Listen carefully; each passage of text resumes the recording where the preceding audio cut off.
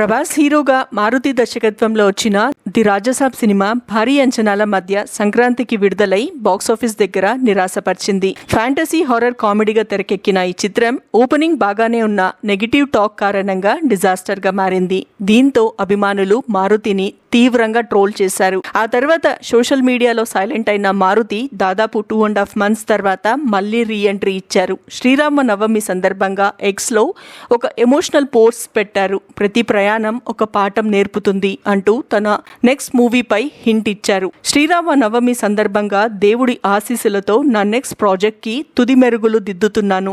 నన్ను ఎప్పుడు సపోర్ట్ చేస్తున్న ప్రేక్షకులు, మీడియాకు ధన్యవాదాలు. మీ నమ్మకాన్ని నిలబెట్టడానికి నా బెస్ట్ ఇస్తాను అని మారుతి పేర్కొన్నారు. ఇదే కాకుండా తన కొత్త స్క్రిప్ట్ ను దేవుడి పటాల ముందు ఉంచి పూజ చేస్తున్న ఫోటోలను కూడా షేర్ చేశారు. ఇప్పుడు మారుతి నెక్స్ట్ ప్రాజెక్ట్ పై ఆసక్తి పెరుగుతుంది. హీరో ఎవరు, ఏ జానర్ లో సినిమా వస్తుంది అనే ప్రశ్నలు నెటిజన్ లో చర్చనీయాంశంగా మారాయి. మొత్తానికి ఒక ఫెయిల్యూర్ తర్వాత మారుతి ఎలా కంబ్యాక్ ఇస్తారో వేచి చూడాలి.